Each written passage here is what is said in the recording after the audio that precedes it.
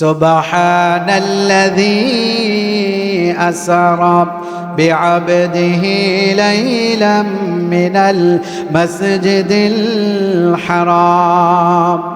আল্লাহ রাব্বুল আলামিন তিনি বলেন, ওই মহান সত্তার কসম যিনি রাত্রিবেলায় তার বান্দাকে মসজিদ বাইতুল্লাহ থেকে মসজিদ আকসা পর্যন্ত বসয়ার করিয়েছেন, সফর করিয়েছেন। শুধু তাই নয়, আল্লাহর নবী এত কষ্ট পেয়েছেন দিনের জন্য। আল্লাহর নবী দান মুবারক শহীদ করেছেন দিনের জন্য। আল্লাহর নবী তায়েফে গিয়ে রক্তান্ত হয়েছেন। এই জন্য আমার আল্লাহ নবীজিকে মেরাজ দান করলেন মক্কা থেকে। সেখানে জিব্রাইলের মাধ্যমে, একটা বুরাকের মাধ্যমে আল্লাহ তাআলা নবীজিকে মক্কা থেকে মসজিদে আকসায় কি করালেন? নবীজিকে মেরাজ করালেন। সেখানে গিয়ে দেখলেন সমস্ত নবী রাসূলগণ নবীজির জন্য অপেক্ষা করতেছেন। সুবহানাল্লাহ বলবেন না? সুবহানাল্লাহ বলেন। নবীজির জন্য সমস্ত নবী রাসূলগণ অপেক্ষা করতেছেন। এই জন্য তো আপনি আমার নবীকে আল্লাহ তাআলা ইমামুল মুরসালুন বানিয়েছেন, সমস্ত নবী রাসূলদের ইমাম। এবার সমস্ত নবী রাসূলগণ নবীজির জন্য অপেক্ষা করতেছেন। নবীজি বাইতুল মুকাদ্দাসে গিয়ে দেখলেন সব নবী রাসূলগণ নবীজির জন্য অপেক্ষা করতেছেন। এবার নবীজি বাইতুল মুকাদ্দাসের মধ্যে ঢুকলেন। এবার কে নামাজ পড়াবেন? কাহারও সেখানে সাহস হয় না। আদম আলাইহিস সালাতু ওয়াস সালামেরও সাহস হয় না, নূহ আলাইহিস সালাতু ওয়াস সালামেরও সাহস হয় নাই, ইব্রাহিম আলাইহিস সালাতু ওয়াস সালামেরও সাহস হয় নাই, মুসা আলাইহিস সালাতু ওয়াস সালামেরও সাহস হয় নাই। কে সেখানে নামাজ পড়াইবেন?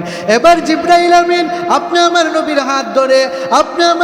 হাত ধরে সামনে দিয়ে দিলেন আর বলতেছেন, নবী গো আপনি ইমামতিটা করে দেন, সব নবী আপনার জন্য অপেক্ষা করতেছেন, আপনি নামাজ পড়ান। এবার আপনি আমার নবী 2 রাকাত নামাজ পড়ালেন। নামাজ পড়ার পর সব নবী রাসূলগণ 5 মিনিট 10 মিনিট করে একটা বক্তব্য দিলেন। সুবহানাল্লাহ। এবার আপনি আমার নবীর পালা আসলো। নবীজি এবার এমন একটা বক্তব্য দিলেন, সব নবী রাসূলগণ কি হয়ে গেলেন? নবী রাসূলগণ মুগ্ধ হয়ে গেলেন। আহারে, এই জন্যই তো ওনাকে শেষ নবী বানানো হয়েছে, ওনাকে এত সম্মান আর মর্যাদা দেওয়া হয়েছে। এবার আল্লাহ তাআলা বাইতুল মুকাদ্দাস থেকে প্রথম আসমান, দ্বিতীয় আসমান, তৃতীয় আসমান, চতুর্থ আসমান, পঞ্চম আসমান, ষষ্ঠ আসমান, সপ্তম আসমান পারিয়ে, তারপরে লৌহে কুরসি পারিয়ে আরশে আজিমে আল্লাহ তাআলা আল্লাহর নবীকে নিয়ে গেলেন। নবীকে সামনে বসালেন, বললেন, ও আমার নবী, ও আমার হাবিব, ও আমার বন্ধু, আমার জন্য কি নিয়ে এসেছো? আপনি তো আমার কাছে মেহমান হয়ে এসেছেন, কি নিয়ে এসেছেন? আপনি আমার নবী বললেন, আয় আল্লাহ, খালি হাতে আসি নাই, আপনার জন্য আমি হাদিয়া নিয়ে এসেছি। হাদিয়াটা কি? আল্লাহর নবী বললেন, আত্তাহিয়াতু লিল্লাহি ওয়াস সালাওয়াত ওয়াত তাইয়্যিবাত। আয় আল্লাহ, কি নিয়ে আসবো, কি নিয়ে আপনার জন্য খুশি হব? দুনিয়ার কোনো জিনিস নিয়ে আসি নাই গো, দুনিয়ার অন্য কোনো জিনিস নিয়ে আসি নাই, শুধু আপনার প্রশংসা নিয়ে আমি হাজির হয়েছি। আলহামদুলিল্লাহ নাহমাদুহু ওয়া নাস্তাঈনুহু ওয়া নাস্তাগফিরুহু ওয়া নু'মিনু বিহি ওয়া নাতাওয়াক্কালু আলাইহি ওয়া নাউযু বিল্লাহি মিন শুরুরি আনফুসিনা ওয়া মিন সাইয়্যাতি আ'মালিনা। من يهده الله فلا مضل له ومن يضلله فلا هادي له ونشهد أن لا إله إلا الله وحده لا شريك له ونشهد أن سيدنا وسندنا وحبيبنا ومولانا محمدًا عبد الله ورسوله أرسله بالحق بشيرا ونذيرا وداعيا إلى الله بإذنه وسراجا منيرا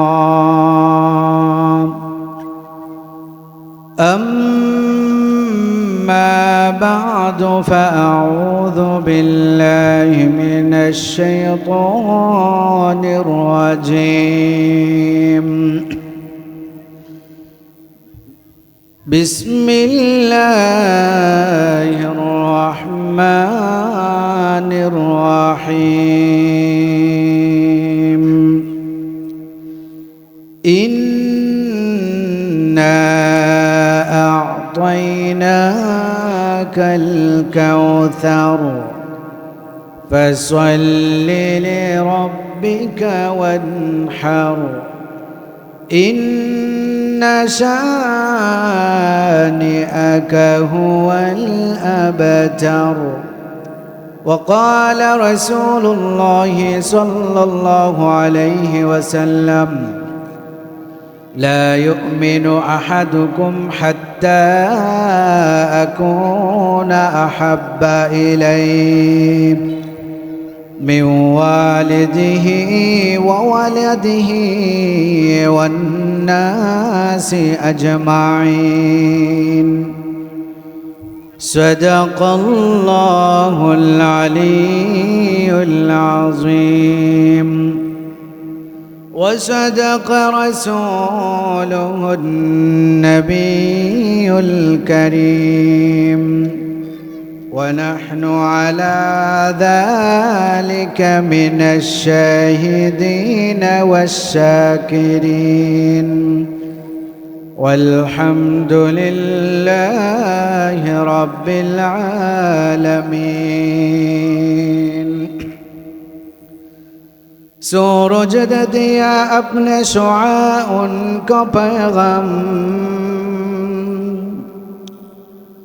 सूरज ने दिया अपने शुआ उनको पैगाम दुनिया है अजब चीज़ कभी सुबह कभी शाम दुनिया है अजब चीज़ कभी सुबह कभी शाम दुनिया में हो दुनिया का तलबगाओ नहीं हो दुनिया में हो दुनिया का तलबगाओ नहीं हो बाजार से गुजर हो खरीदार नहीं हो बाजार से गुजर हो खरीदार नहीं हो मकबूल तो है शाज़ है काबिल तो बहुत है मकबूल तो है शाज़ है काबिल तो बहुत है ऐना के मन दे तो नहीं दिल बहुत है ऐना के मन दे तो नहीं दिल बहुत है ला इलाहा इल्लल्लाह لا إله إلا الله لا إله إلا الله لا إله إلا الله سجدہ کرب نا غیر اللہ سجدہ کرب الا اللہ لا الہ الا اللہ আসমান জামিন গায়রুল্লাহ নবী ওয়ালি গায়রুল্লাহ মাজার বাজার গায়রুল্লাহ লা ইলাহা ইল্লাল্লাহ লা মাহবুবা ইল্লাল্লাহ লা মাশুকা ইল্লাল্লাহ লা মাকসুদা ইল্লাল্লাহ লা ইলাহা ইল্লাল্লাহ লা ইলাহা ইল্লাল্লাহ মুহাম্মাদুর রাসূলুল্লাহ।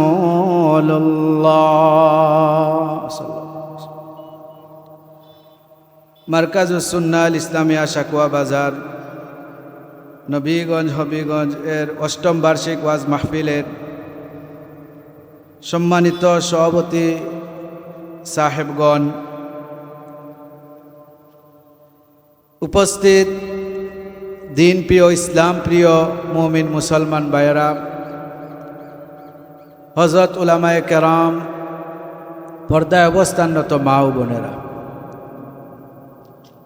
আল্লাহ তাআলার কাছে শুকরিয়া আদায় করি যে আল্লাহ তাআলা আমাদেরকে দয়া করে মায়া করে মহব্বত করে ভালোবেসে রহমতি বরকতি জান্নাতি বাগানে উলামায়ে কেরামদের সোহবতে জিক্রুল্লাহর মাজলিসে কোরআন ও হাদিসের মাহফিলে আল্লাহ তাআলা আসার বসার তৌফিক দান করেছেন।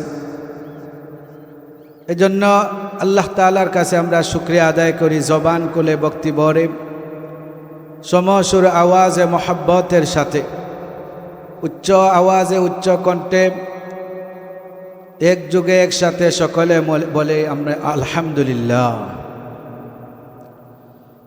অসংখ্য গণিত দুরুদ ও সালাম সেই সত্যের দিশারি আকায়ে নামদার তাজদারে মদিনা দুলালে আমিনা সরদারে দুজাহান সঈদুল মুরসালিন খাতামুন নবীন ইমামুল মুরসালিন রহমতুল লিল আলামিন নবী আজম রসুল আকরাম জনাবে মুহাম্মদুর রাসূলুল্লাহ সাল্লাল্লাহু আলাইহি ওয়াসাল্লামের সর্বোপরি শুকুর যাদের অক্লান্ত পরিশ্রমে আজকের এই সুন্দর আয়োজন,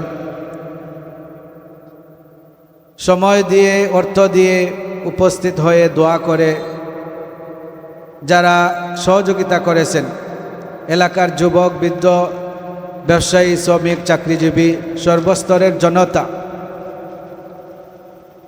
উলামায়ে কেরাম আইম্মায়ে মাসাজিদ সহ যারাই আজকের এই সুন্দর আয়োজনের ব্যবস্থা করেছেন সহযোগিতা করেছেন, আল্লাহ তাআলা সবাইকে দুনিয়াতে এর প্রতিদান এবং আখিরাতে যেন আজকের এই মজলিসকে নাজাতের উসিলা বানান, আমরা বলি আমিন। দ্বীনি মাহফিল, এই সমস্ত মাহফিল আল্লাহ তাআলার কাছে অত্যন্ত দামি একটা মাহফিল। যারা এই দ্বীনি মাহফিলে আসবে বসবে তাদের ব্যাপারে হাদিসের মধ্যে অনেক সুসংবাদ রয়েছে। এই সমস্ত মজলিস হলো যেই মজলিসে বসলে আল্লাহ তাআলার রহমত নাজিল হয়, অন্তরের মধ্যে প্রশান্তি আসে। এই সমস্ত মজলিস ফেরেশতাদের বেষ্টনী দিয়ে থাকে, আল্লাহর রহমত চতুর্দিক দিয়ে বেষ্টনী হয়ে থাকে এই সমস্ত দ্বীনি মাহফিল। আব্দুল্লাহ ইবনে আমর রাদিয়াল্লাহু তাআলা আনহু থেকে বর্ণিত, তিনি বলেন যে আমি একবার নবীজিকে জিজ্ঞাসা করলাম যে এই সমস্ত দ্বীনি মাহফিল, জিক্রুল্লাহর মাহফিল, এই সমস্ত মাহফিলে বসলে লাভ কি? আকায়ে নামদার তাজদার মদিনা সাদিক নবী, হাবিব নবী, আশিক নবী, মাহবুব নবী, মাসদুক নবী, তিনি বললেন যে এই সমস্ত দ্বীনি মাহফিলের লাভ হলো জান্নাত। সুবহানাল্লাহ। হযরত ইবনুল কাইয়্যুম রহমতুল্লাহি আলাই তিনি বলেন যে দুনিয়াতে কেউ যদি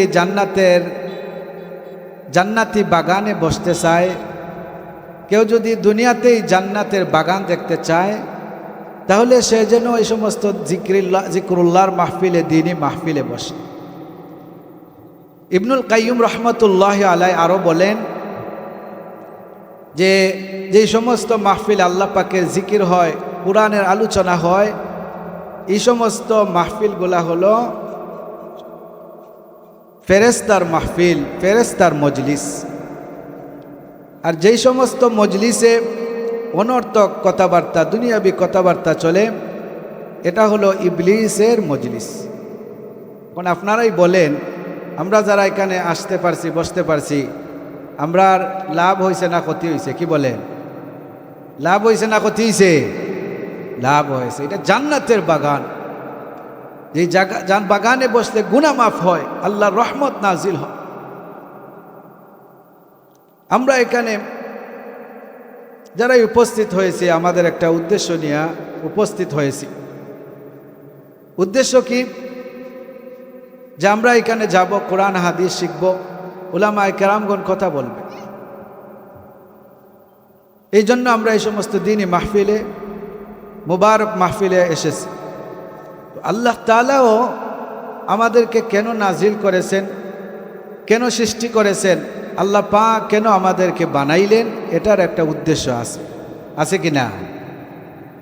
আল্লাহ তাআলা আমাদেরকে সৃষ্টি করার একটা রহস্য অবশ্যই আছে। কেন আল্লাহ তাআলা আমাদেরকে বানাইলেন? কুরআনুল কারীমের সূরাতুজ জারিয়াতের মধ্যে আল্লাহ তাআলা উল্লেখ করেছেন যে আমাদেরকে কেন আল্লাহ পাক সৃষ্টি করলেন। আল্লাহ তাআলা বলেন, ওয়ামা খালাকাতুল জিন্না ওয়াল ইনসা ইল্লা লিয়াবুদুন, মা খালাকাতুল জিন্না ওয়াল ইনসা মা খালাকাতুল জিন্না ওয়াল ইনসা جزء عبادة استقادم أسجها ما خلقت الجن والإنس جزء عبادة استقادم أسجها। আল্লাহ তাআলা বলেন, আমি মানুষ এবং জিনকে আমার ইবাদতের জন্য সৃষ্টি করেছি। আল্লাহ তাআলা মানুষ এবং জিনকে অন্য কোনো উদ্দেশ্যে বানান নাই।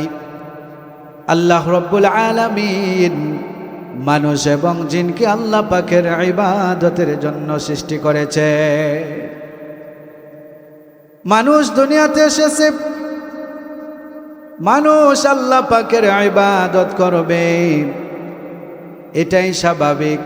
কেননা যে সৃষ্টি করলো, যে সব কিছুর ব্যবস্থা করলো, যে রিজিকের ব্যবস্থা করলো, আপনি আমার হায়াতের মালিক, যিনি আমাদের মৃত্যুর মালিক, যিনি আমাদের মান সম্মান ইজ্জত যিনি দিয়েছেন, যিনি আমাদের শান্তির ব্যবস্থা করেছেন, ওই আল্লাহর ইবাদত আমাদেরকে অবশ্যই করতে হবে। আর মানুষ যখন আল্লাহ রব্বুল আলামিনের ইবাদত করবে, ইবাদতের দ্বারা কি লাভ? আল্লাহ রব্বুল আলামিন এই ইবাদতের মাধ্যমে আল্লাহ তাআলাকে যদি আমরা রাজি এবং খুশি করাতে পারি, বিনিময়ে আল্লাহ তাআলা আমাদেরকে জান্নাত দিবে। আমাদের রবকে বলেন তো দেখি, আমাদের রবকে? আল্লাহ। আরো জোরে বলেন, আমাদের রবকে? ইন্নাল্লাযীনা ক্বালু রাব্বুনাল্লাহু থুম্মা ইসতাকামু তাতানাজ্জালু আলাইহিমুল মালাইকা। যারা বলে আমাদের রব আল্লাহ, সুম্মা ইসতাকামু, অতঃপর তার উপর অটল এবং অবিচল থাকে, আল্লাহ তাআলাকে রব বলার পর এর উপর ইস্তেকামাত থাকবে, আল্লাহ তাআলা ওই বান্দার জন্য জান্নাতুল ফেরদাউস রেখে দিয়ে দিয়েছেন। সুবহানাল্লাহ। হর রং মে তো হর বো মে তো হর ঝা মে তো হর দম, हर रंग में तो हर बो में तो हर झा में तो हर दम, देखता हो जिधर चाहता हो आपके रहम करम, देखता हो जिधर चाहता हो आपके रहम करम। तू दिल में तू आता है समझ में नहीं आता, तू दिल में तू आता है समझ में नहीं आता, बस जान लिया मैं तेरा पहचान ही है, बस जान लिया मैं तेरा पहचान ही है।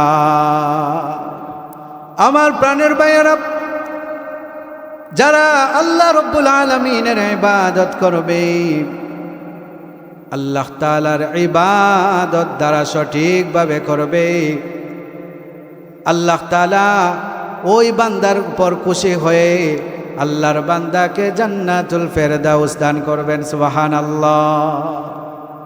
মুহতারাম হাজিরিন, আজকে আপনাদের এই সাকুয়া বাজার মারকাজুস সুন্নাহ আল ইসলামিয়া মাদ্রাসার জলসা, এই সমস্ত জলসা প্রতিদিন হবে না, মাসেও একবার হবে না, বৎসরে মাত্র একবার হবে। এই জন্য এই সমস্ত দিনকে আমরা গনিমত মনে করি। এই যে মাদ্রাসা, এই সমস্ত মাদ্রাসার দরকার আছে। আজকে কাফের বেঈমানরা, মুশরিকরা, বেঈমানরা এই সমস্ত দ্বীনি প্রতিষ্ঠানকে বন্ধ করার জন্য বিভিন্নভাবে তারা পায়তারা করতেছেন, কিন্তু এই সমস্ত দ্বীনি প্রতিষ্ঠানগুলা তারা কখনো বন্ধ করতে পারবে না যতক্ষণ পর্যন্ত এই দেশে উলামায়ে কেরামগণ, যারা আহলে উলামায়ে কেরামগণ এখনো হুঙ্কার দিবেন, এই সমস্ত উলামায়ে কেরামগণ থাকা সত্ত্বে কোনো নাস্তিক, মুরতাদ, ইহুদি, কাফেররা এই দ্বীনি প্রতিষ্ঠানগুলা কখনো বন্ধ করতে পারবে না। ঠিক কিনা? আওয়াজ দিয়ে বলে।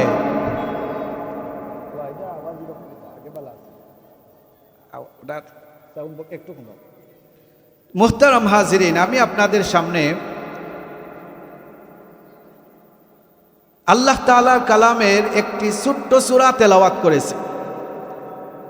যেই সূরা, এত ছোট্ট সূরা, যেই সূরার সে আর কোনো ছোট সূরা কুরআনুল কারীমে নাই। এই সূরা যদিও ছোট্ট একটা সূরা, কিন্তু এর ফজিলত অনেক বেশি। কুরআনুল কারীমে আল্লাহ তাআলা দুইটা সূরা নাজিল করেছেন। এর মধ্যে একটা সূরা হলো সূরাতুল কাউসার, যেই সূরা আল্লাহ তাআলা আল্লাহ নবীর শান, মান, মর্যাদা সম্পর্কে নাজিল করেছেন। সুবহানাল্লাহ। আর আরেকটা সূরা আছে সূরাতুল ইখলাস, যেই সূরা আল্লাহ তাআলা আল্লাহ পাকের শান, মান নিয়ে আলোচনা করেছেন।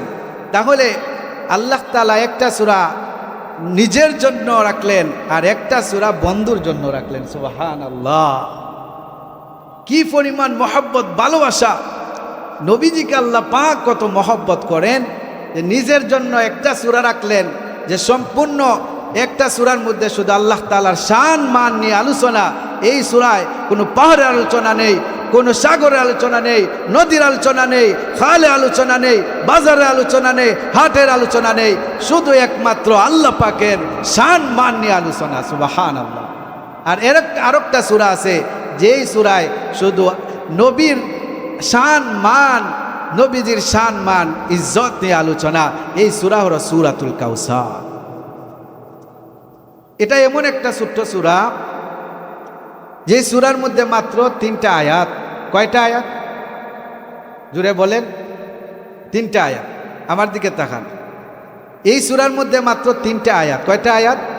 3টা আয়াত। আর 10টা বাক্য আর 42টা অক্ষর। লাইন হিসাবে একটা লাইন মাত্র, একটা লাইন মাত্র, সূরাতুল কাউসার।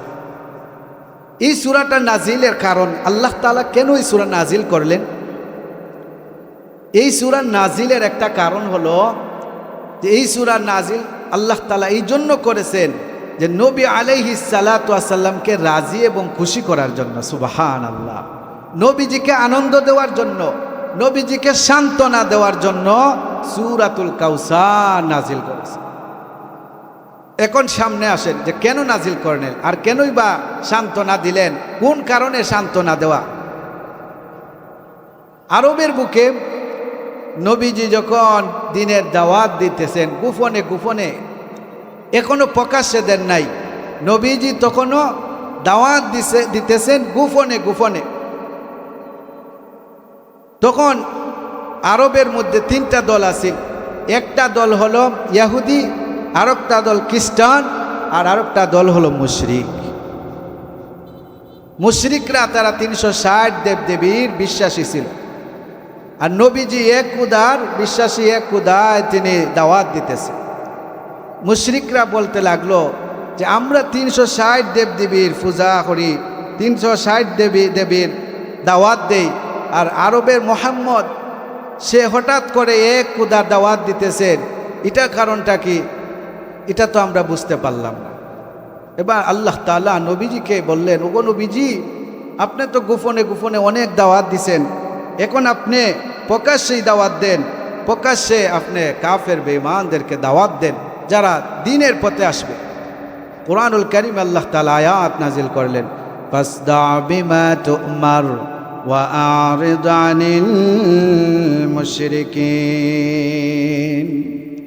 আল্লাহ রব্বুল আলামিন আয়াত নাজিল করলেন, আর নবীজিকে বলতেছেন, ওগো নবীজি আমার, গোপনে গোপনে অনেক দিন আপনি দাওয়াত দিয়েছেন, আর গোপনে গোপনে দাওয়াত দিলে হবে না। এখন থেকে, আজকে থেকে আপনি প্রকাশ্যে দাওয়াত দেন, আজকে থেকে আপনি প্রকাশ্যে ইসলামের দাওয়াত দিবেন। আল্লাহর নবী আল্লাহ তাআলার উপর ভরসা করে দিনের নবী প্রকাশ্যে দাওয়াত দেওয়া শুরু করলেন।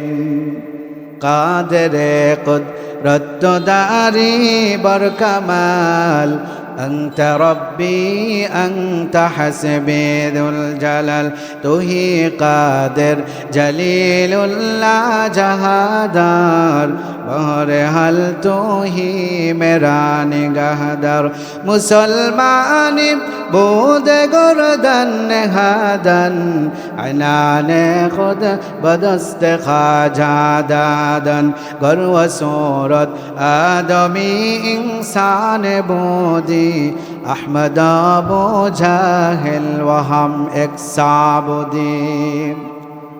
আল্লাহর নবী, হাবিব নবী, সাদেক নবী, মাহবুব নবী আল্লাহ তাআলার উপর ভরসা করে এক আল্লাহর দাওয়াত দেওয়া শুরু করলেন। এবার মক্কার বিভিন্ন কাফের বেঈমানরা আল্লাহর নবীর দাওয়াত দেওয়ার কারণে অনেকেই শত্রু হয়ে গেল। নবীজিকে বিভিন্নভাবে কষ্ট দেওয়ার চেষ্টা করল। না না না, আবু তালিব দুনিয়াতে কোনো বর্তমানে, যখন আবু তালিব দুনিয়াতে ছিলেন ততদিন পর্যন্ত আল্লাহর নবীকে তারা কোনোভাবেই কষ্ট দিতে পারল না। আবু তালিব থাকার কারণে মক্কার মুশরিকরা বিভিন্নভাবে চেষ্টা করেছে, কিন্তু আবু তালিব দুনিয়াতে থাকার কারণে তারা কি করতে পারতেছে না, নবীজির কোনো ক্ষতি করতে পারে না, নবীজিকে কষ্ট দিতে পারে। এবার কিছুদিন পর আম্মাজান খাদিজা রাদিয়াল্লাহু তাআলা আনহা ইন্তেকাল করলেন। এরই কিছুদিন পরে আবু তালিবও ইন্তেকাল করলেন। এবার মক্কার মুশরিকরা, কাফের বেঈমানরা সুযোগ পেয়ে গেল, যে যেভাবে পারল নবীজিকে কষ্ট দিতে লাগলো। নবীজির মুবারকের শরীর মুবারকের মধ্যে থুতু নিক্ষেপ করতে লাগলো। শুধু তাই নয়, আমাদের নবীকে কষ্ট দেওয়ার জন্য রাস্তার মধ্যে তারা কাঁটা বিছিয়ে রাখলো। শুধু তাই নয়, নবীজি যখন নামাজ পড়তেন, সেজদায় যাইতেন, সেজদাতে যাওয়ার পর নবীজির মাথার উপর তারা উটের বুড়ি রাখতো, যাতে নবীজি কষ্ট হয়। এত কষ্ট হইতো নবীজি মাথা উঠাতে পারেন না। এবার নবীজির মেয়ে ফাতেমা রাদিয়াল্লাহু তাআলা আনহা আসলেন, আসিয়া কষ্ট করে মাথা যে উটের বুড়িটা মাথা থেকে সরাইলেন, আর নবীজি কষ্ট করে উঠলেন। নবীজির মেয়ে ফাতেমা রাদিয়াল্লাহু তাআলা আনহা আবু জেহেলকে উদ্দেশ্য করে বললেন, ও আবু জেহেল, আপনি তো নবীজির চাচা, নিজের চাচা হয়েও কিভাবে বাতিজাকে এভাবে কষ্ট দিতে পারলেন? না না, আপনি এটা করতে পারেন না। এভাবে নবীজির উপর বিভিন্নভাবে নবীজির উপর নির্যাতন শুরু হয়ে গেল। শুধু তাই নয়, আরবের মুশরিকরা নবীজিকে পাগল বলতেছেন। কি বলতেছেন? পাগল বলা শুরু করছে। আল্লাহ তাআলা কুরআনুল কারীমে নবীজির ব্যাপারে বলেন, মা আনতা বিনিআমাতি রাব্বিকা বিমাজনুন। ওগো নবী আমার, কাফির বেঈমানরা আপনাকে বিভিন্নভাবে কষ্ট দিতেছেন, বিভিন্নভাবে আপনাকে গালিগালাজ করতেছেন, তারা আপনাকে পাগল বলতেছেন। না না না, আপনি পাগল নয়, আপনি আল্লাহর রহমতের পাগল নয়, বরং কাফের বেঈমানরা যারা আপনাকে পাগল বলে মূলত তারাই হলো পাগল, তারাই হলো মানতে। এবার নবীজিকে তারা কবি বলা শুরু করে দিল যে নবীজি নাকি কবি। আল্লাহ তাআলা আয়াত নাজিল করে দিলেন, ওয়ামা আল্লামনাহু আশ-শি'রা ওয়ামা ইয়ানবাগী লা। ওগো নবীজি, আপনাকে তারা কবি বলতেছেন। না না, আপনি কবি নন, বরং আপনি বিশ্ব নবী হলেন, দুনিয়ার সবচাইতে বুদ্ধিমান মানুষ হলেন আপনি।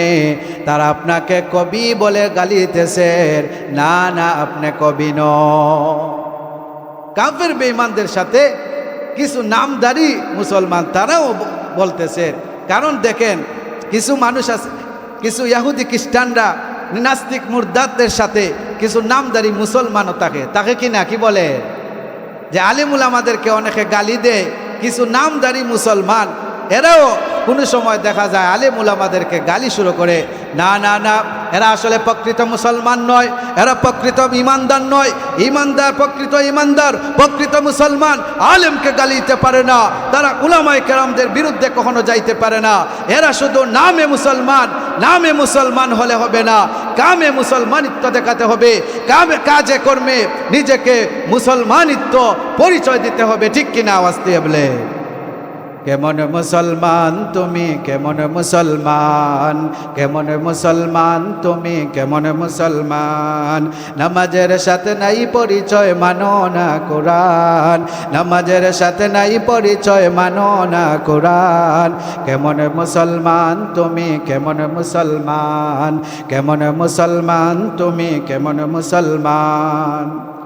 তুমি রমজান এলে রাখো না রোজা, দিনকে করো আঘাত, পয়সা করে নাই তো অভাব, দাও না তো যাকাত। ঠিক কিনা? আওয়াজ দিয়ে বলে, তুমি রমজান এলে রাখো না রোজা, দিনকে করো আঘাত, পয়সা করে নাই তো অভাব, দাও না তো যাকাত। তুমি ইমানদারির বড়াই করো, নেই তোমার ঈমান। কেমন মুসলমান তুমি, কেমন মুসলমান, কেমন মুসলমান তুমি, কেমন মুসলমান। নামাজের সাথে নাই পরিচয়, মানো না কোরআন, নামাজের সাথে নাই পরিচয়, মানো না কোরআন। কেমন মুসলমান তুমি, কেমন মুসলমান। তুমি নবীর উম্মত দাবি করো, সুন্নাহ মানো না, নবীর অপমানে তোমার হৃদয় কাঁদে না। ঠিক কিনা? আওয়াজ দিয়ে বলে, তুমি নবীর উম্মত দাবি করো, সুন্নাহ মানো না, নবীর অপমানে তোমার হৃদয় কাঁদে না। তুমি বিজাতীয় সংস্কৃতিতে সপেছ কোরআন। কেমন মুসলমান তুমি, কেমন মুসলমান। নামাজের সাথে নাই পরিচয়, মানো না কোরআন। কেমন মুসলমান তুমি, কেমন মুসলমান।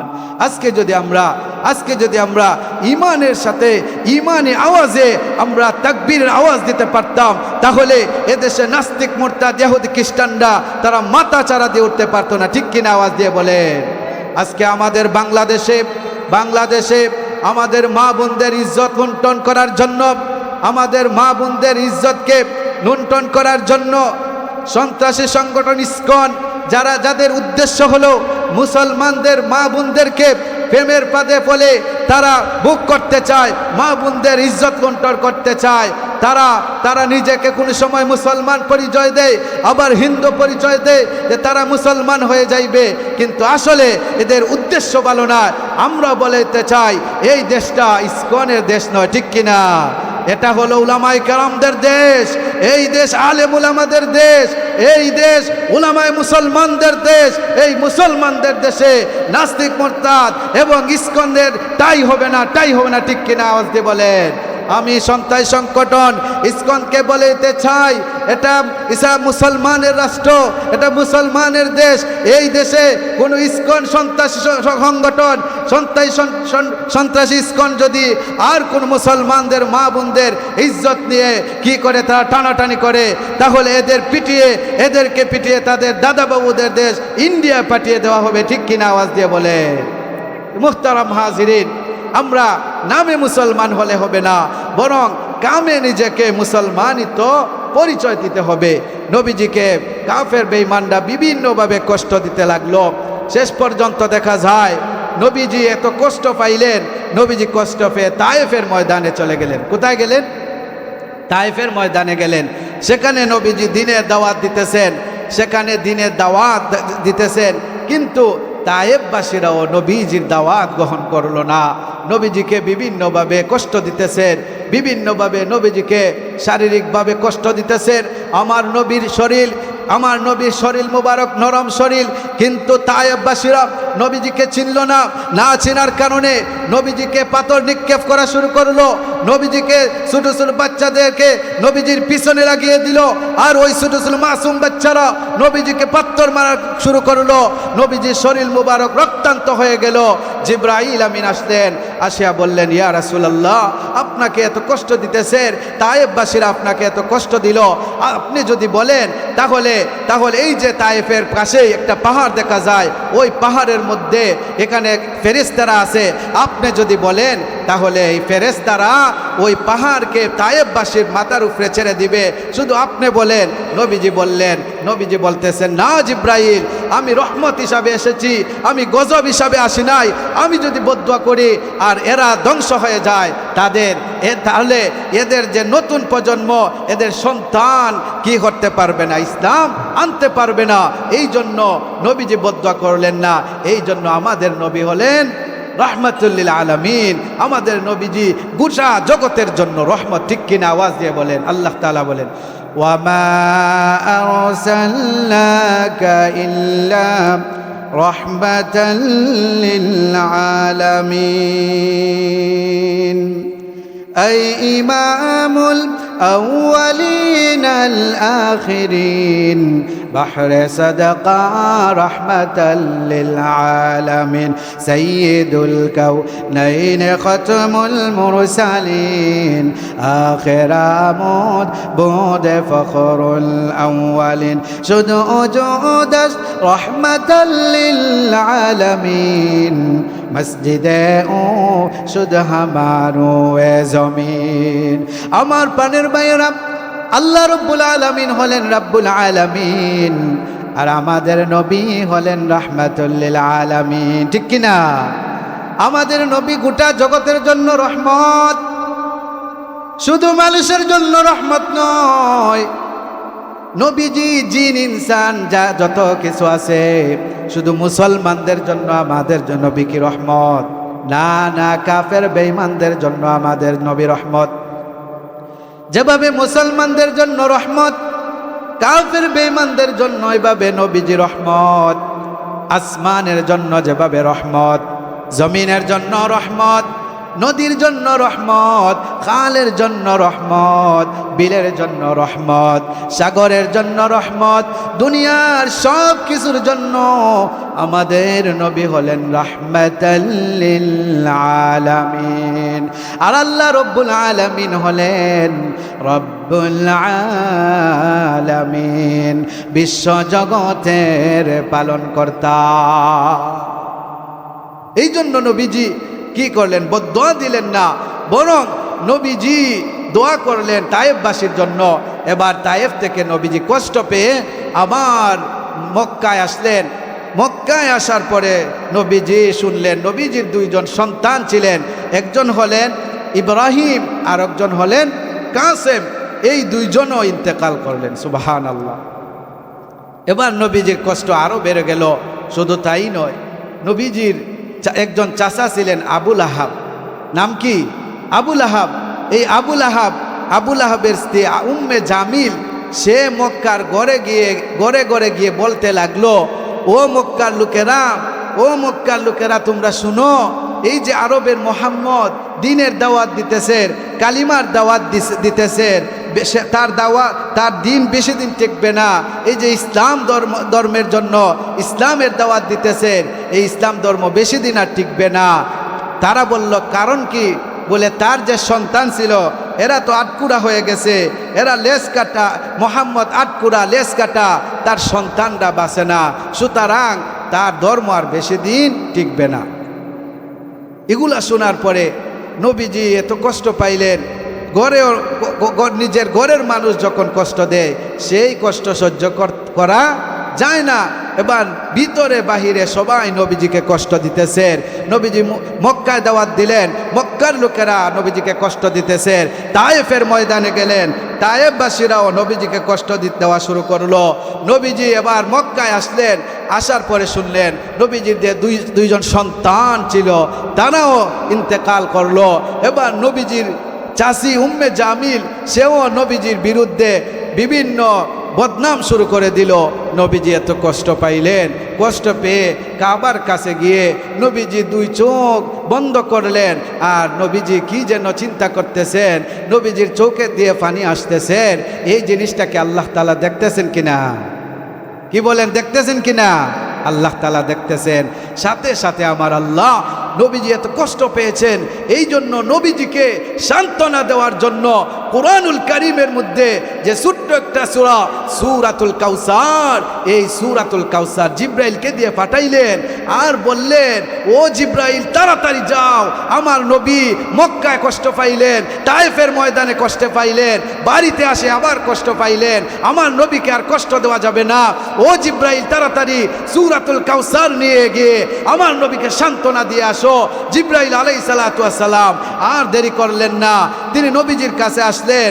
আসার পরে নবীজিকে এই সান্ত্বনা দিয়ে নবীজির শানে সূরাতুল কাউসারটা তেলাওয়াত করে শোনালেন। ওগো নবীজি, আর কষ্ট করতে হবে না, আর চিন্তা করবেন না। আল্লাহ তাআলা আপনাকে সান্ত্বনা দেওয়ার জন্য, আল্লাহ তাআলা আপনাকে রাজি খুশি করার জন্য আপনার উপরে একটা সূরা নাজিল করেছেন। সেই সূরাটা হলো সূরাতুল কাউসার। সূরাতুল ইন্না আ'তাইনাকাল কাউসার ফাসাল্লি লিরাব্বিকা ওয়ানহার ইন্না শানিআকা হুয়াল আবতার। আল্লাহ রাব্বুল আলামিন, আল্লাহর নবীজি অনেক কষ্ট পেয়েছেন। ঘরে বাহিরে নবীজিকে কষ্ট দেওয়া হলো। এবার আল্লাহ তাআলা নবীজিকে সান্ত্বনা দেওয়ার জন্য আমার নবীকে ব্যথিত হয়ে গেলেন, কষ্টে জর্জরিত হয়ে গেলেন। নবীজিকে সান্ত্বনা দেওয়ার জন্য আল্লাহ তাআলা সূরাতুল কাউসার নাজিল করে দিলেন আর বলতে লাগলেন, ওগো নবীজি, আপনি অনেক কষ্ট করেছেন, তাই আমি আল্লাহ আপনাকে কাউসার দান করলাম। ইন্না আ'তাইনাকাল কাউসার, ওগো নবীজি, আমি আপনাকে কাউসার দান করলাম, আপনাকে আমি কাউসারের মতো নিয়ামত দান করলাম। কেন দান করলাম আপনি জানেন? আপনি মক্কায় দাওয়াত দিয়েছিলেন, কিন্তু বেঈমান কাফেরেরা তারা আপনার দাওয়াত তো গ্রহণ করলই না, বরং আপনাকে বিভিন্নভাবে কষ্ট দিতেছে। তারা আপনার উপরে তু নিক্ষেপ করা শুরু করলো, তারা আপনাকে পাগল বলা শুরু করলো। শুধু তাই নয়, আপনি যে রাস্তা দিয়ে হাঁটা শুরু করলেন, ওই রাস্তা দিয়ে তারা কাটা তারা কি করলো, কাটতে লাগলো। রাস্তার মধ্যে কাটা গিয়েছিল যাতে করে আপনার পা দিয়ে কাটা গিতে। শুধু তাই নয় গো নবীজি, আপনি যখন আমার জন্য ইবাদত করতেছেন, আপনি যখন নামাজে দাঁড়াইলেন, নামাজে দাঁড়ানোর পরে আপনি যখন সেজদায় গেলেন, সেজদায় যাওয়ার পর আপনি যখন সেজদায় গেলেন, আবু জেহেল সে কি করলো? আপনাকে কষ্ট দেওয়ার জন্য একটা মরা উটের বড়ি নিয়ে আসলো, আসিয়া আপনার মাথার উপর রেখে দিল। গো নবীজি, আপনি এত কষ্ট পাইলেন, আপনি কষ্টের কারণে আর মাথা তুলতে পারেন না। এবার আপনার মেয়ে ফাতেমা সে আপনার মাথা থেকে সেই উটের বড়িটা সরিয়ে দিল। ওগো নবীজি, শুধু তাই নয়, মক্কার কাফের বেঈমানরা আপনাকে পাগল বলা শুরু করে দিল, আপনাকে কবি বলল, আপনাকে জাদুঘর বলা বলে শুরু করলো।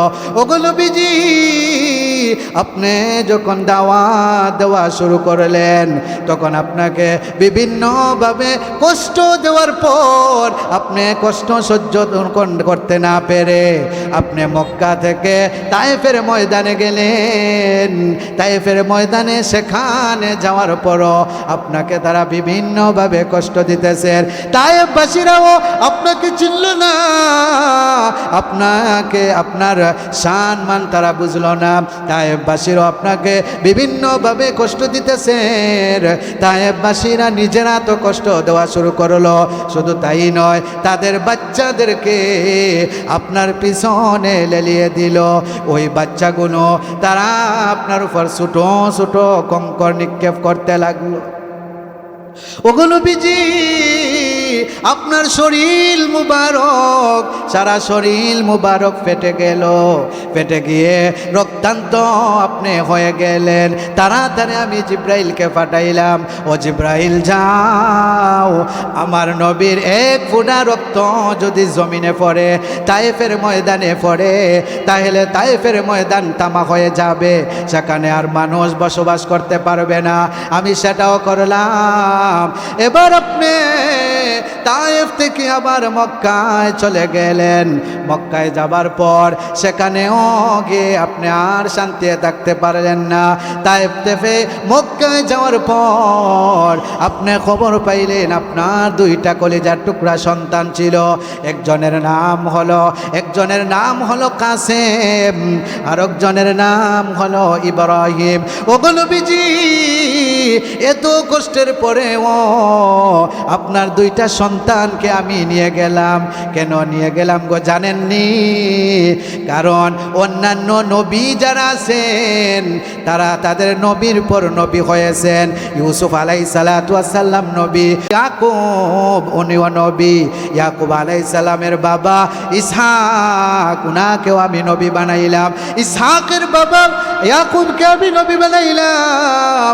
ইয়াকুবের বাবা ইব্রাহিম আলাইহিস সালাতু ওয়াস সালামকে আমি নবী বানাইলাম।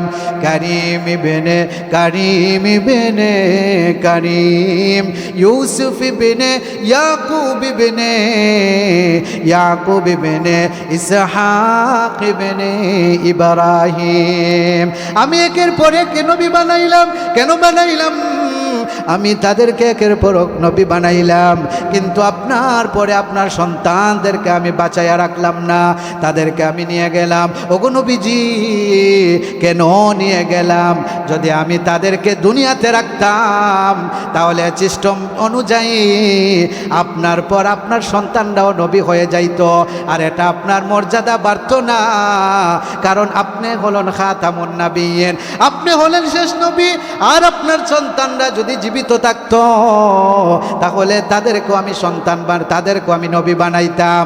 তাহলে তো আপনার মর্যাদা আর সমান, আলাদা সম্মান থাকতো না, আলাদা ইজ্জত থাকতো না। কারণ আপনি আর শেষ নবী থাকতে পারতেন না। এই জন্য আপনার সন্তানদেরকেও আমি নিয়ে গেলাম। ওগো নবীজি, এরপরে আরো কষ্ট পড়ে গেলেন। আপনার চাচি উম্মে জামিল, সে মক্কার ঘরে ঘরে গিয়ে সে বলতে লাগলো, মোহাম্মদ আটকোড়া হয়ে গেছে, মোহাম্মদ লেজ কাটা, মোহাম্মদের ধর্ম আর বেশি দিন কি করবে না, টিকবে না। এভাবে সে আপনার নামে বদনাম করে দিল। ওগুলো বিজি, এই সমস্ত কষ্টের কারণে আমি আপনাকে কাউসার দান করলাম, যাতে আপনি সান্ত্বনা পান, আপনি যাতে একটু খুশি হন, আপনি যাতে আমার উপর আপনি খুশি হয়ে যান। এই জন্য আমি আল্লাহ আপনার উপরে কাউসার দান করলাম। সুবহানাল্লাহ। এটা এই কাউসার এটা ছোট মোটো একটা নিয়ামত নয়, এটা বহুত বড় একটা নিয়ামত। এই জন্য আমাদের নবী, বিশ্ব নবী, আমাদের নবীর এত বড় একটা নিয়ামত পেয়েছেন, যেই নিয়ামত আর কোনো নবীকে দেন নাই, আর কোন নবীকে কাউসার দেন নাই, ঠিক কিনা? আদম আলাইহিসসালাতু ওয়াসসালামকে দিয়েছেন।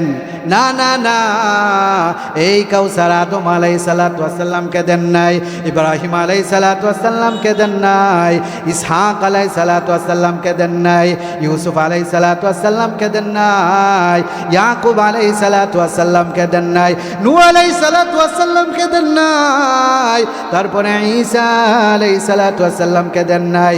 একমাত্র এই কাউসার আপনি আমার নবীকেই দিয়েছেন, ঠিক কিনা? আওয়াজ দিয়ে বলেন। এই জন্য আপনি আমার নবীকে সবচাইতে ভালোবাসতে হবে। দুনিয়াতে যত মানুষ আছে, যত ইনসান আছে, সবার চাইতে আপনি আমার নবীকে ভালোবাসতে হবে। নবীকে যদি আমরা না ভালোবাসি, তাহলে আমরা প্রকৃত ইমানদার হতে পারবো না। নবীজিকে যদি আমরা ভালোবাসতে না পারি, নবীর সুন্নতকে যদি আমরা না মানতে পারি, তাহলে আমরা প্রকৃত ইমানদার হতে পারবো না, প্রকৃত মুমিন হতে পারবো না। এই জন্য আমরা আমাদের নবীজিকে জীবনের চাইতেও বেশি ভালোবাসি, ঠিক কিনা? আওয়াজ দিয়ে বলেন। আমরা আমাদের নবীকে হৃদয়ের গভীরে রাখি, ঠিক কিনা? আওয়াজ দিয়ে বলেন। কি আমরা আমাদের নবীকে আমাদের হৃদয়ের গভীরে রাখতে পারবো না? কি বলেন? অবশ্যই নবীজিকে আমরা হৃদয়ের গভীরে রাখতে চাই, ঠিক কিনা? হৃদয়ের গভীরে রেখেছি যারে, হৃদয়ের গভীরে রেখেছি যারে, দয়ার নবীরে আমার মায়ার নবীরে, দয়ার নবীরে আমার মায়ার নবীরে। অন্যায় অবিচারে ভরা ছিল জগৎ, ভরা ছিল, প্রিয় নবী এসে সবই দূর করিল, প্রিয় নবী এসে সবই দূর করিল।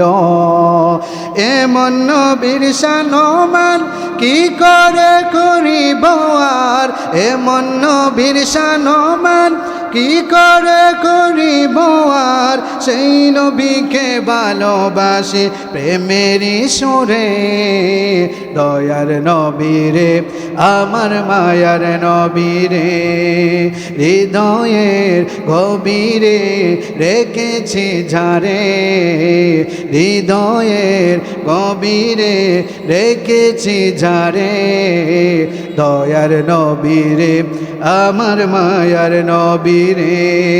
দিনের সাথে নবী কত আঘাত পেল, কত আঘাত পেল, উম্মতের জন্য সবই সয়ে নিল, উম্মতের জন্য সবই সয়ে নিল। এমন নবীর তুলনা কারো সাথে হবে না, এমন নবীর তুলনা কারো সাথে হবে না, সেই নবীকে ভালোবাসে, সেই নবীকে ভালোবাসে মনে প্রাণে রে, হৃদয়ের হৃদয়ের গভীরে রেখেছি ঝাড়ে, দয়ার নবীরে আমার মায়ার নবীরে। মোহতারাম হাজরিন, এই জন্য আমরা আমাদের নবীজিকে আমাদের জীবনের চাইতে বেশি ভালোবাসি, ঠিক কিনা? আওয়াজ দিয়ে বলেন। মোহতারাম হাজরিন, আমাদের নবীকে আল্লাহ তাআলা কাউসার দান করলেন। কেন দান করলেন? কারণ আপনারা জানেন, দেখেন যে দলের জন্য যে যত বেশি কষ্ট করে তার প্রমোশন তত বাড়ে, ঠিক কিনা? বিএনপি আওয়ামী লীগের সময়ে বিএনপি নেতারা যে যত বেশি কষ্ট করেছে, যত বেশি জুলুম নির্যাতন সহ্য করেছে, যত জেল কেটেছে, তার প্রমোশন তত বেশি, ঠিক কিনা? বিএনপির সময়ে আওয়ামী লীগের নেতারা যে যত বেশি কি করবে, যত বেশি মার খেয়েছে, যত বেশি জেল কেটেছে, তার প্রমোশন তত বেশি।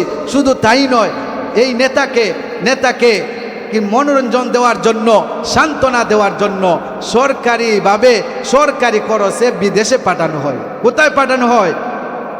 বিদেশে পাঠানো হয়। সেখানে গিয়ে ওই সমস্ত নেতারা সাগরের পারে বসে, আর হাতে একটা বোতল থাকে, এটার নাম আমি বললামই না। হাতে কি থাকে? বোতল থাকে। শুধু সেটাই নয়, বরং আরো কত কিছু থাকে, আরো মনোরঞ্জনের জন্য রাত দিনের দিন আরো কত কিছু করে। কিন্তু আল্লাহর নবী, আল্লাহ তাআলা নবীকে ভালোবেসেছেন। আল্লাহ তাআলা নবীর কষ্ট দেখে নবীজিকেও আল্লাহ তাআলা প্রমোশন বাড়িয়ে দিলেন। সেই প্রমোশনটা হলো আল্লাহ তাআলা নবীজিকে মেরাজ দান করলেন। সুবহানাল্লাহ। এবার আল্লাহ তাআলা আয়াত নাজিল করে দিলেন, সুবহানাল্লাযী আসরা বিআবদিহি লাইলাম মিনাল মাসজিদিল হারাম।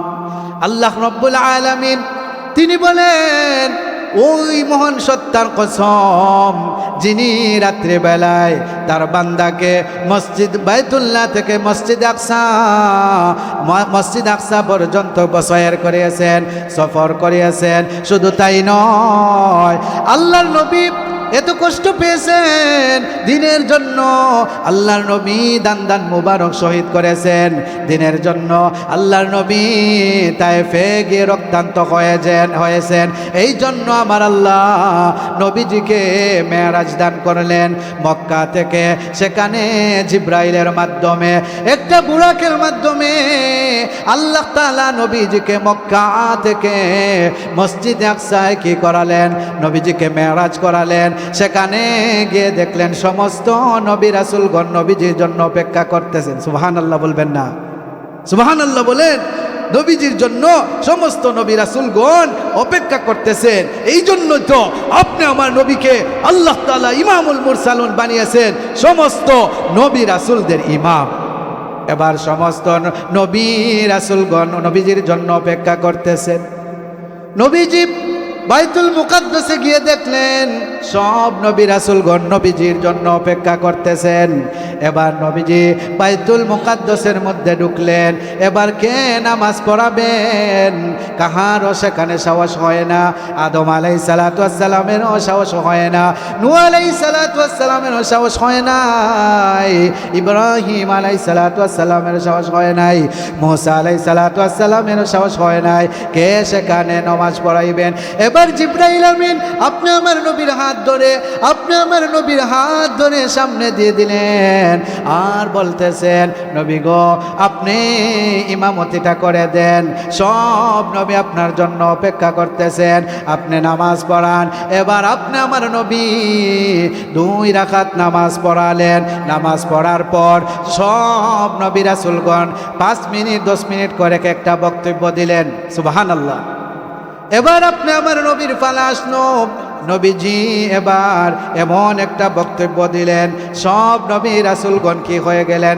নবী রাসূলগণ মুগ্ধ হয়ে গেলেন। আহারে, এই জন্যই তো ওনাকে শেষ নবী বানানো হয়েছে, ওনাকে এত সম্মান আর মর্যাদা দেওয়া হয়েছে।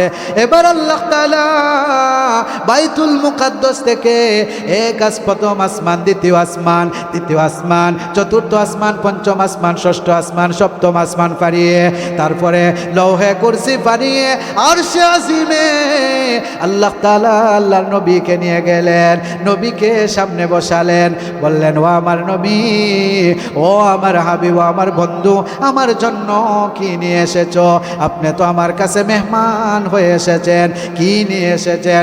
আপনি আমার নবী বললেন, আয় আল্লাহ, খালি হাতে আসি নাই, আপনার জন্য আমি হাদিয়া নিয়ে এসেছি। হাদিয়াটা কি? আল্লাহ তাআলা আল্লাহর নবী বললেন আত্তাহিয়াতু লিল্লাহি ওয়াস সালাওয়াত ওয়াত তাইয়্যিবাত। আয় আল্লাহ, কি নিয়ে আসবো, কি নিয়ে আপনার জন্য খুশি হব? দুনিয়ার কোনো জিনিস নিয়ে আসি নাই গো, কোনো দুনিয়ার অন্য কোনো জিনিস নিয়ে আসি নাই, শুধু আপনার প্রশংসা, আপনার প্রশংসা নিয়ে আমি হাজির হয়েছি।